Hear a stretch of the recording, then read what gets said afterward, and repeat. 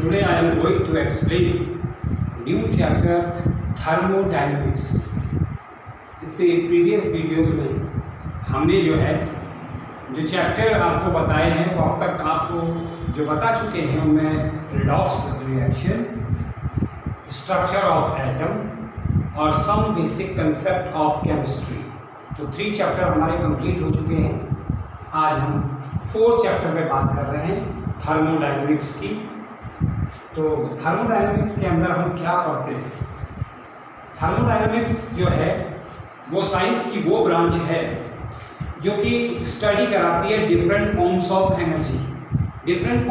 Energy और उनका जो इंटर कन्वर्जन है, different forms of energy and their interconversion. तो इसके बारे में जो हमें बताती है वो थर्मोडायनेमिक्स के अंदर हम यही सब चीज़ें पढ़ते हैं कि एनर्जी के डिफरेंट फॉर्म्स के बारे में और दूसरा उनके इंटर कन्वर्जन्स के बारे में कि किस तरीके से एनर्जी ट्रांसफ़र होती है। ये सब चीज़ें हम थर्मोडायनेमिक्स के अंदर ही स्टडी करते हैं।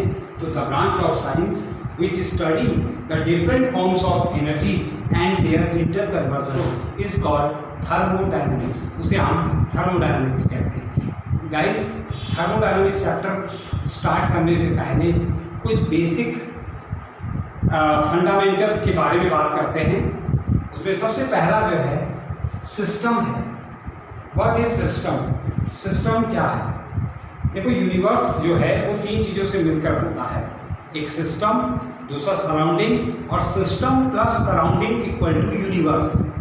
System plus surrounding equal to universe. तो यूनिवर्स जो है वो सिस्टम और सराउंडिंग से मिलकर फॉर्म करता है। अब सबसे पहली बात आती है system. What is system? System क्या है?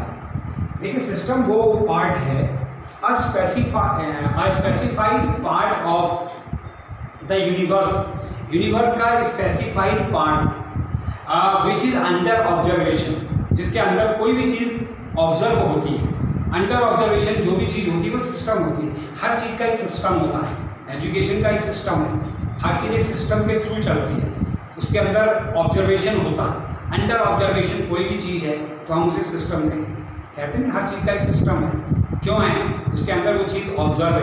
तो अंडर ऑब्जर्वेशन यूनिवर्स में जो स्पेसिफाइड पार्ट होता है, specified part of the universe under observation is called system. और जो सेकंड जो टर्म्स है हमारा सराउंडिंग। सराउंडिंग क्या है? जो रिमेनिंग पार्ट होता है यूनिवर्स का, remaining part of the universe, ये हम कह सकते हैं remaining part of the universe which is not a part of the system. जो सिस्टम का पार्ट नहीं है वो क्या है? सराउंडिंग। मतलब जो सिस्टम का पार्ट नहीं है आउटर में, वो क्या कहलाता है? सराउंडिंग। ठीक। और system plus surrounding equal to होता है universe. System plus surrounding equal to universe. ये एक हमने वैसल आपको शो किया है डायग्राम के थ्रू। ये देखिए, ये वैसल्स है, ये क्लोज्ड है, तो इसके अंदर कोई रिएक्शंस हो रही है तो उसको हमने नाम दिया है सिस्टम का। और जो आउटर एरिया है उसको मैंने लिखा है सराउंडिंग। जो बाहर का एरिया है which is not a part of the system, ये पार्ट सिस्टम का नहीं है। This is the part not a part of the system. जो आउटर है वो पार्ट सिस्टम का नहीं है, ये पार्ट सिस्टम का है। जिसके अंदर हम अंडर ऑब्जर्वेशन कोई चीज़ करते हैं वो पार्ट सिस्टम का पार्ट होता है। तो ये एक फ्लो चार्ट डायग्राम के थ्रू हमने ये दिखाने की कोशिश की है कि ये सिस्टम है, ये सराउंडिंग है। सिस्टम अंडर ऑब्जर्वेशन होता है और जो रिमेनिंग पार्ट होता है यूनिवर्स का हट कर वो क्या है? सराउंडिंग है। जो सिस्टम का पार्ट नहीं है वो सराउंडिंग है। तो ये हमने कुछ बेसिक कंसेप्ट आपको बताए हैं थर्मोडायनेमिक्स के अंदर। टॉपिक्स पढ़ने से पहले ये कुछ जनरल टर्म्स हैं जो हमने आपको बताए, सिस्टम, सराउंडिंग और यूनिवर्स और थर्मोडायनेमिक्स की डेफिनेशन। अब हमारा जो नेक्स्ट टॉपिक है वो हीट पे बात कर रहे हैं। थोड़ा सा थर्मोडायनेमिक्स पढ़ते समय हमें हीट के बारे में भी जानना होता है कि हीट किस तरीके से ट्रांसफॉर्मेशन करता है और हीट को हम किस तरीके से वो अपीयर्स होती है। जैसे एनर्जी अपीयर्स इज हीट। जो एनर्जी हमें अपीयर्स होती है वो हीट की फॉर्म में ही होती है। और हम हीट का ट्रांसफॉर्मेशन कई फॉर्म्स में देख सकते हैं। ट्रांसफॉर्मेशन ऑफ हीट को हम कई तरीके से देख सकते हैं।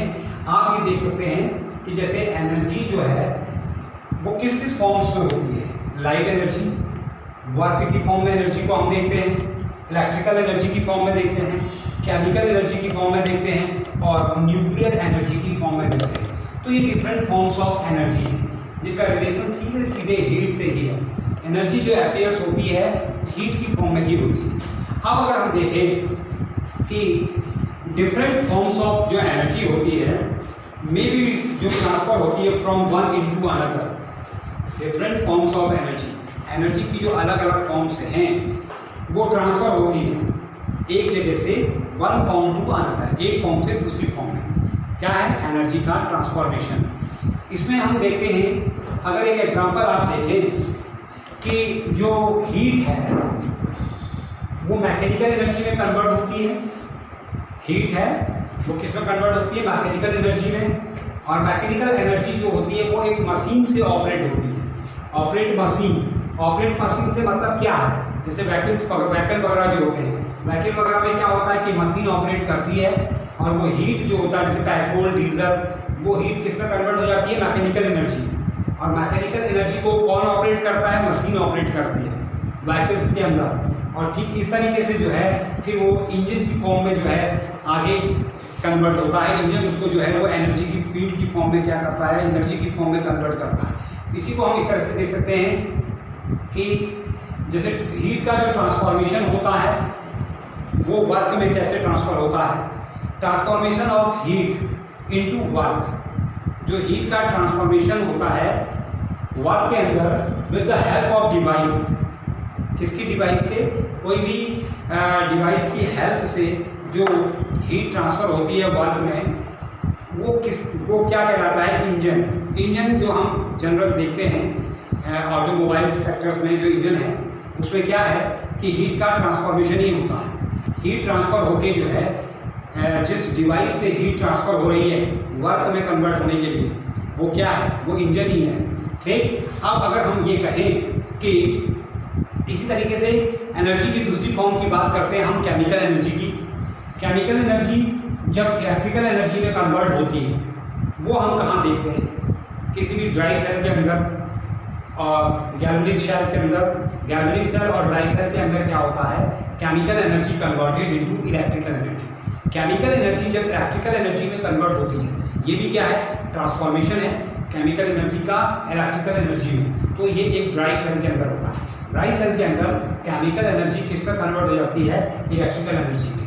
तो ये डिफरेंट फॉर्म्स ऑफ हीट और कैसे हीट का ट्रांसफॉर्मेशन होता है और किस तरीके से इंजन हमारा वर्क करता है, उसमें किस तरीके से हीट ट्रांसफ़र होती है, किस डिवाइस से। इंजन एक डिवाइस है जो ट्रांसफॉर्मेशन करता है हीट का इनटू वर्क में। और इस तरीके से हमने आप यहाँ पर ये भी देखा कि different forms of energy. Nuclear energy होती है, न्यूक्लियर एनर्जी जो large amount of heat release करती है, वो एनर्जी क्या है? न्यूक्लियर एनर्जी है। इसलिए कहा गया है energy appear is a heat. Energy जो है वो अपीयर होती है हीट की फॉर्म में। न्यूक्लियर एनर्जी क्या होती है? आपने देखा होगा जो यूरेनियम में बॉम्बार्डमेंट होती है न्यूट्रॉनों की, तो उससे जो है न्यूक्लियर फ्यूज़न भी होता है और न्यूक्लियर फिजन भी होता है। फिजन और फ्यूज़न, फिजन में क्या होता है कि large amount of heat evolve होती है, तो वो किसकी फॉर्म में होती है? न्यूक्लियर एनर्जी की फॉर्म में।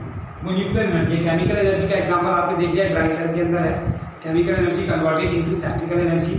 ठीक, वो क्या है? वो ड्राई सेल्स के अंदर है। और इसके अलावा इलेक्ट्रिकल एनर्जी है। इलेक्ट्रिकल एनर्जी क्या होती है? इलेक्ट्रोकेमिकल सेल में आप देख सकते हैं। ठीक, उसमें जो इलेक्ट्रिसिटी जो प्रोड्यूस होती है वो इलेक्ट्रिकल एनर्जी है। और इस तरीके से लाइट एनर्जी होती है फोटोकेमिकल की फॉर्म में। तो ये यहाँ पर हमने थर्मोडायनेमिक्स के अंदर आपको हीट और ट्रांसफॉर्मेशन ऑफ हीट और इसके अलावा किस तरीके से हीट मैकेनिकल एनर्जी में कन्वर्ट होती है और उसको एक मशीन ऑपरेट करती है वो व्हीकल्स के अंदर तो वर्क की फॉर्म में। तो ये सब चीज़ें हमने यहाँ पे पढ़ी हैं। ये हीट के बारे में हमने थर्मोडायनेमिक्स के अंदर पढ़ लिया। Thank you.